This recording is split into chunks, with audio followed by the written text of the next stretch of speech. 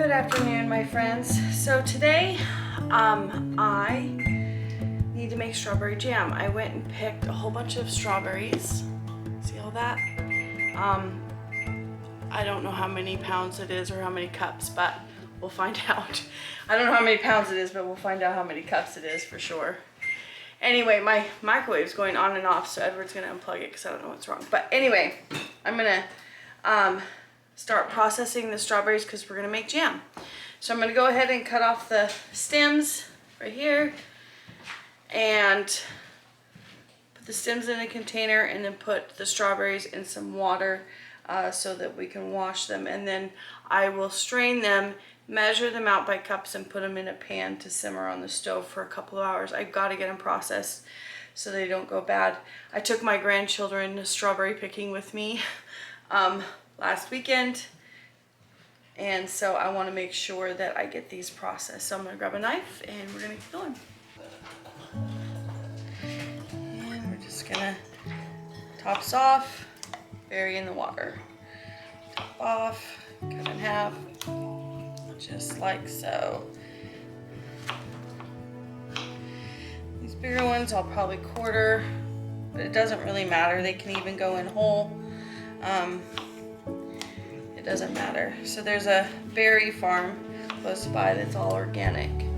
So we went there. It was so fun. I do have to say that my grandchildren in Paisley, I took them, they are great strawberry pickers. So my daughter, many of you guys know if you've been following along on our journey, moved in with us in January. They were here for almost 6 months, and they have now moved out and they've got themselves a little duplex in a neighboring town about 15 minutes from us, where they have moved their little family in, which is great. So now we're transitioning again in our home, and it feels like our home is getting smaller and smaller. It's just for the first time since we've been here, it's just Edward, Paisley, and I. So when we moved in, we were caring for Edward's dad.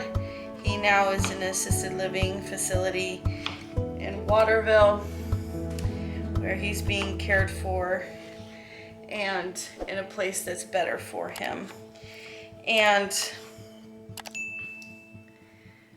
then we've had kind of this revolving door. We had a friend of ours, Jessica, who moved in while Edward's dad was here, and she was kind of launching, right? She's young and needed to save money and so that she could get a place on her own. And so it's really hard this day and age for young adults to get a place without having, oops, I just dropped a berry, without having to have somebody move in with them.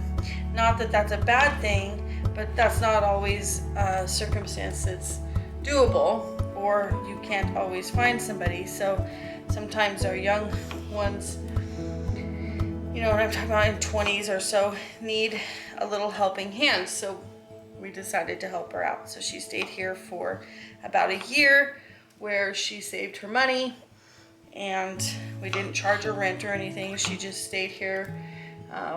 We cared for her most basic needs and housing and stuff like that.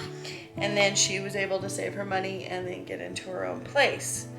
About a month after that, my daughter notified me that her and her husband and kiddos were ready to move to Maine, and they needed a place to stay till they got on their feet. So we opened up our home again, and by January of this year, we went from 4 to 8 in the house, where they stayed here. And then when they got their tax return and kind of got some things settled down, they were able to get into a place. So I'm super happy for them, and I really hope that they're successful. But now we're in this transition phase. So we have this bedroom our one bedroom apartment, so to speak, and a guest room downstairs.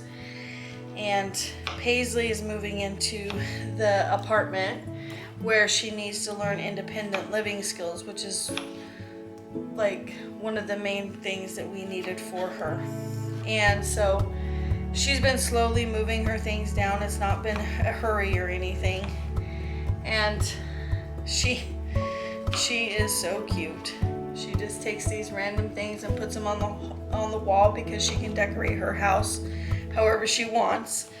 And she giggles as she does it. So I'll have to, when she's ready, I'll ask her if I can bring you guys down and show you the apartment. So yeah, super cute.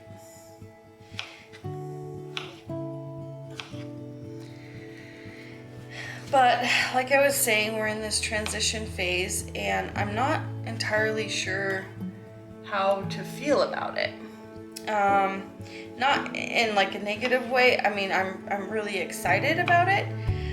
But now that Paisley is downstairs and my oldest daughter's moved out with her kids and my father-in-law is in his, where he needs to be for the care that he needs for his life, manner of his life, I feel like we're in this pre-empty nest phase. I don't know.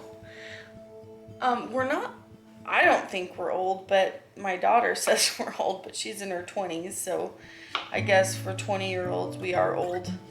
But, I'm in my mid-40s. Everybody knows that Edward's 55, so just kidding. Anyway, so, but,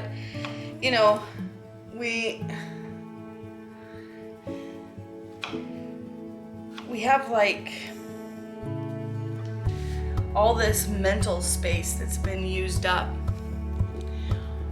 We have all this mental space that we have been using capacity to care for others that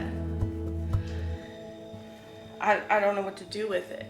So it's interesting. It's a welcome stage. It's just an interesting stage. So if you guys went through this or have gone through this or going through this, put your comments below. One of the things that we are thinking about is as we transition into this different phase of life, to ensure that we are holding sacred family time. So now that our daughter is returned to us and with her family, I want to set a time like family feast day or something like that, like once a month, where everybody comes over and we have supper together and we talk about life and see how everybody is doing and so on. But you guys, I never had that modeled for me. I never, now I'm not saying I didn't have a good family. I just had a very hard upbringing, and I didn't have modeled out for me tenderness and loving kindness in a family structure. So it's kind of something that I'm learning along the way. So my hope is that we are able to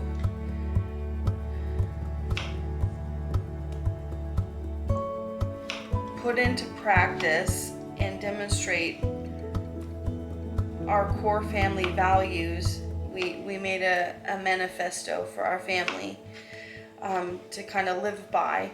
So a way for us to all live by that, and while not living under the same roof, and facilitate godly principles in our household. So we're going to need all the encouragement that we could possibly get, because we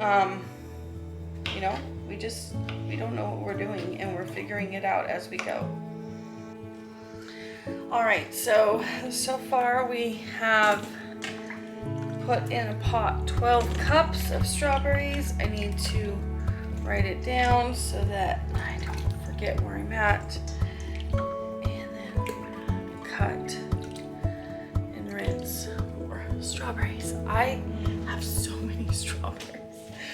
I may have gone a little overboard. Let's do 12 cups so far. This is just so I don't forget. Just wrote it down on a piece of paper. Okay, we've ended up with 36 cups, and look at that pile of strawberries. So I need to mush them down. We're gonna add some sugar, some lemon juice, and we're gonna let them simmer, and then we'll let them thicken, and then I will go ahead and add pectin. Isn't that yummy looking though, my friends? We're just gonna let that simmer for a couple hours and then see where we go from there. All right, I will talk to you guys later. All right, my friends, I am done making the jam. I cooled it down a little bit, and it's still pretty runny looking because it's nice and warm still. However, it'll thicken up later.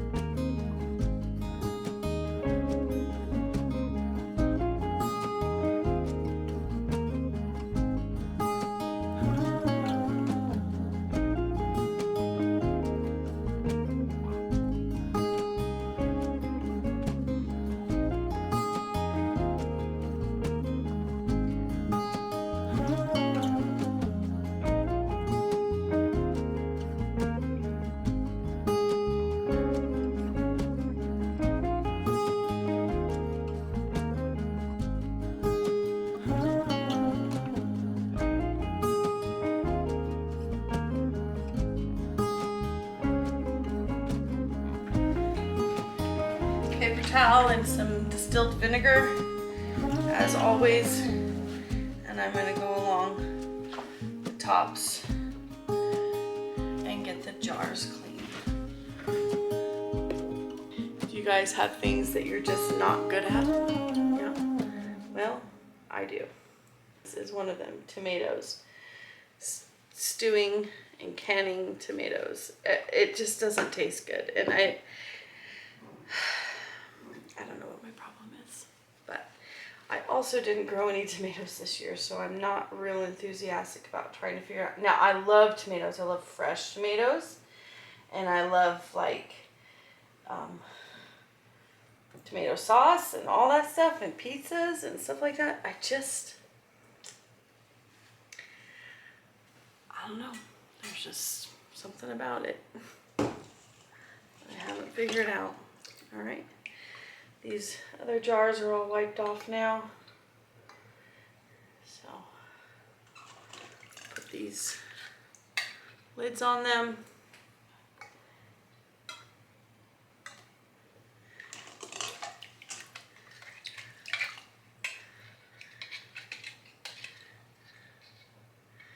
And I'll put the bands on them, and I'll get my water bath out, because these will be water bathed. And I think I need to do it for like 15 minutes. But I don't know. I'll have to double check. Anyway, I'm going to go ahead and band these up and stick them in the water bath. Look at all those strawberry jams. I know. Yay! Anyway, I'm going to do that, and then when they're all done, I'll bring you back for show and tell.